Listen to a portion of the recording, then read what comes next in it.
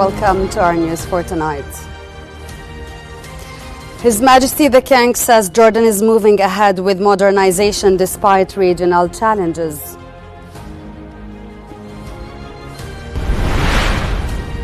His Majesty opens tomorrow the first ordinary session of the 20th Parliament and delivers a speech from the throne.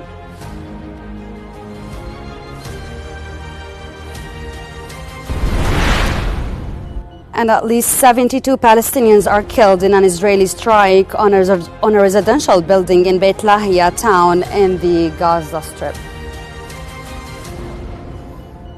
Welcome again. His Majesty King Abdullah received Chief Observer of the EU Election Observation Mission, Juliana Zoko, during a meeting at Al-Husainiya Palace attended by His Royal Highness Crown Prince Al-Hussein. His Majesty said Jordan is moving ahead with modernization despite regional challenges. The King added that the recent parliamentary elections are the first step in a three-phase political modernization plan aimed at promoting platform-based partisan action and increasing youth and women engagement. His Majesty commended the EU's efforts in monitoring the electoral process as well as its ongoing support for Jordan's development efforts across various fields. The meeting also covered regional developments, efforts to stop the Israeli war in Gaza and Lebanon, and international efforts to respond to the humanitarian crisis in Gaza.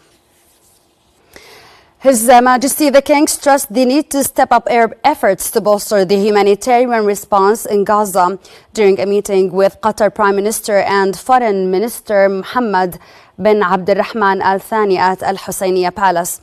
During the meeting attended by His Royal Highness Crown Prince Al-Hussein, His Majesty affirmed that putting an end to the Israeli war on Gaza and Lebanon is the immediate step required to reach comprehensive calm in the region. The King highlighted the importance of implementing the resolutions reached at the recent extraordinary Arab and Islamic summit held in Riyadh, commending Qatar's efforts aimed at de-escalation and restoring regional stability.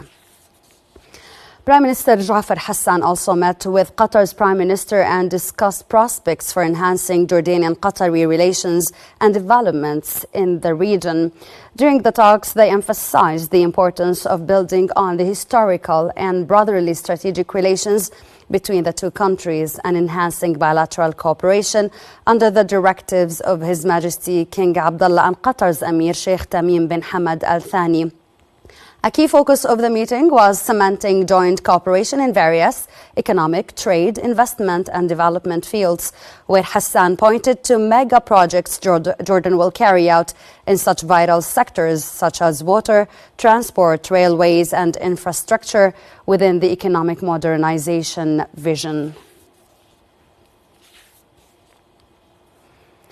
Separately, Foreign Minister Ayman Al-Safadi discussed with the Qatari Prime Minister and Foreign Minister ways of forging closer bilateral cooperation in various fields.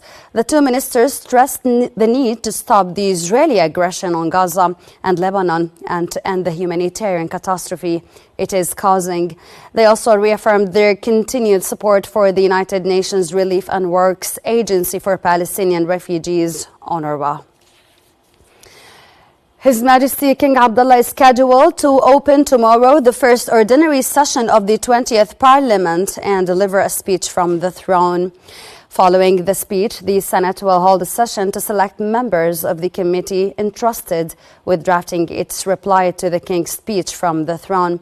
The lower house of Parliament will also hold a session chaired by the longest-serving lawmaker to elect members of the permanent office, which includes the Speaker, the two deputy speakers, and their assistants. Over to the Gaza Strip, where 72 Palestinians were killed and injured in an Israeli strike on a residential building in Beit Lahia today.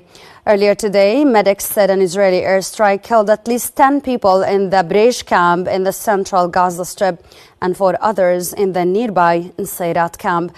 Gaza's health ministry said at least 43,846 Palestinians have been killed and 103,740 others injured since the start of Israel's military offensive in October last year.